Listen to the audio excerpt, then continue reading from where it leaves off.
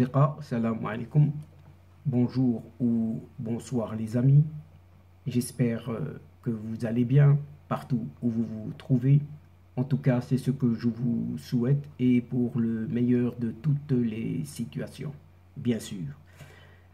Bienvenue sur votre chaîne Bled Magharibia qui attend comme toujours vos encouragements en la partageant autour de vous, auprès de vos connaissances, auprès de vos proches et surtout, pour ne rien rater, ne rien manquer des nouveautés de votre chaîne, abonnez-vous, oui, abonnez-vous et faites abonner justement vos connaissances et vos proches afin d'y être informés très rapidement des dernières nouvelles et ce en toute primeur. Merci de nous recevoir chez vous et parmi vous une nouvelle fois. Quant à moi, je suis très content, très heureux de vous retrouver une nouvelle fois. Cette 267e vidéo vient vers vous pour vous proposer ce qui fait débat, c'est-à-dire ce qui fait la petite discussion entre nous à chacune de nos entrevues et de nos rencontres. Vous le savez maintenant, le CQFD de votre Bled Magharibia se consacre à cette actualité nord-africaine pour vous la résumer donc très brièvement en quelques mots, quelques phrases qui sont corroborées ici et là, un peu partout. Et ce CQFD justement se consacre cette fois à ce sommet de l'Union africaine, oui, cette UA, ou le retour de ce qu'on appelle le tour de table de la Troïka, oui, le retour de cette tour de table de la Troïka sur le Sahara marocain. Oui, le tour est arrivé, oui, et sera occupé, le tour de table sera occupé cette fois par des amis du Maroc, les pays amis. Mais entre-temps, et cette fois du côté de ce Sahara marocain, où des avions Mirage et F-16 des phares, ces forces armées royales marocaines, qui ont bombardé des positions du Polisario. Et nous verrons ce qu'il en est exactement en cette matière.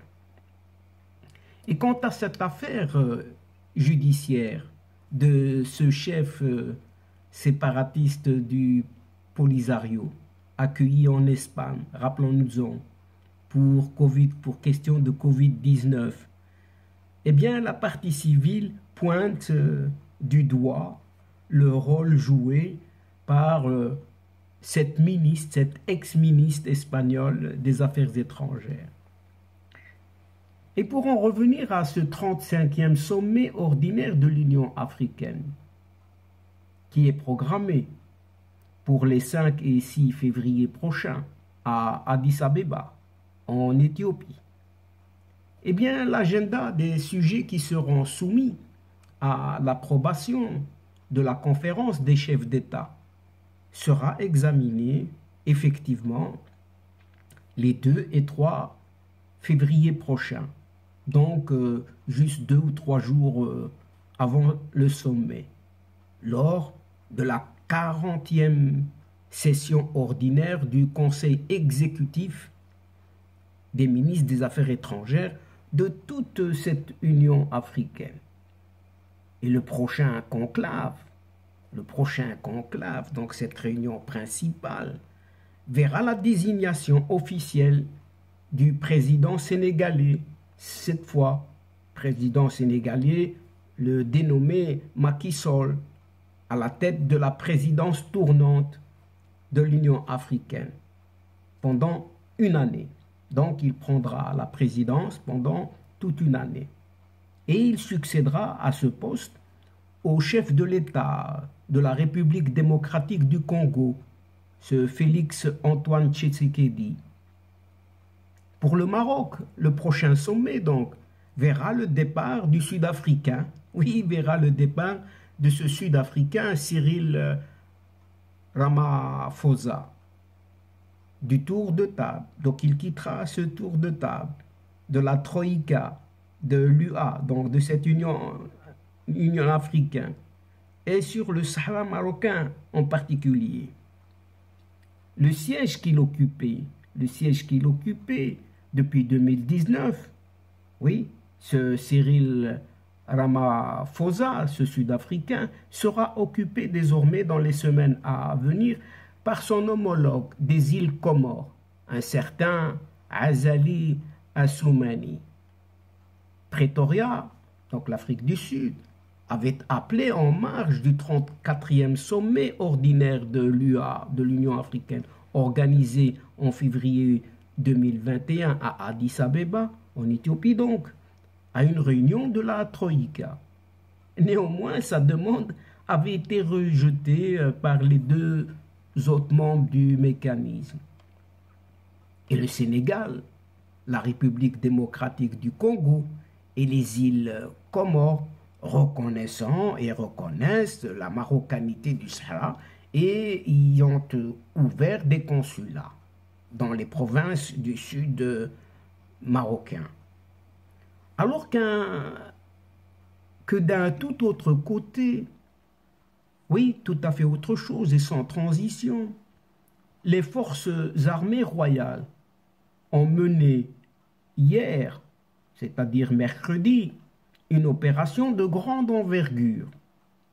En effet, pour la première fois, des avions Mirage 2000 et F-16 ont ciblé des positions tenues par le Polisario à Tifariti, Bir el-Helou et Mhiris. Les drones n'ont pas pris part à cette attaque. C'est ce que révèlent dans des déclarations de sources sécuritaires.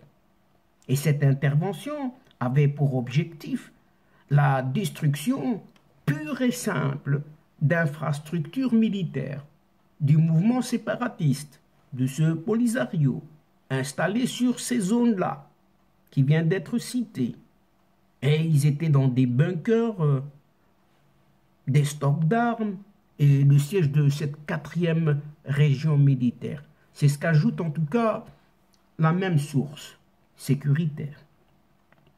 Et côté perte humaine, dans les rangs du Polisario, le bilan de l'opération des forces armées royales, donc de CFAR, devrait être lourd au niveau de ces rangs du Polisario.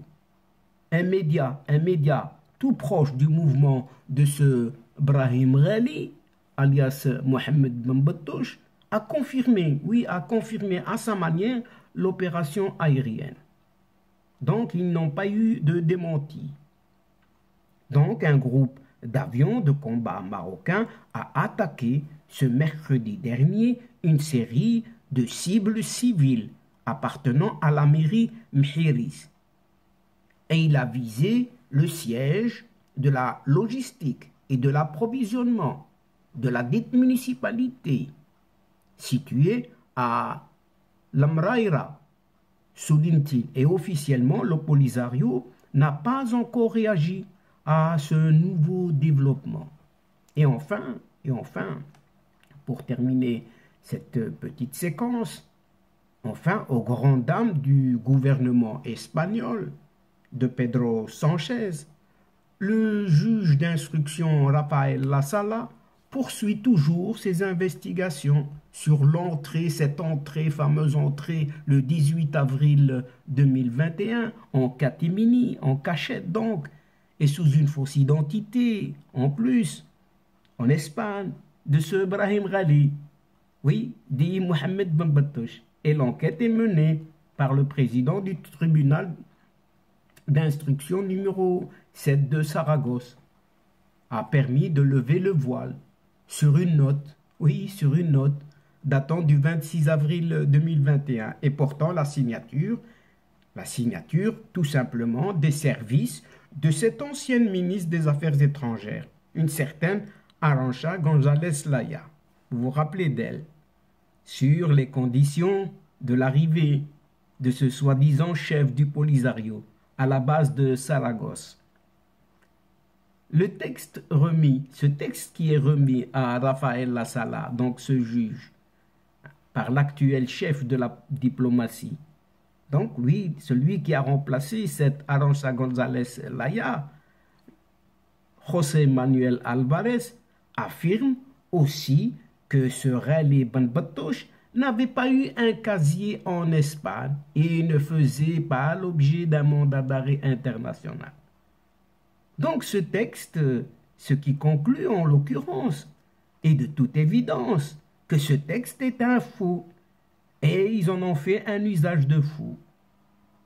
Et pour rappel, le juge d'instruction, près du tribunal de l'audience nationale, un certain Santiago Pedras, avait demandé en janvier 2021, déjà il y a un an, à la police de localiser Ibrahim Ghali, alias Mohamed Ben Battush.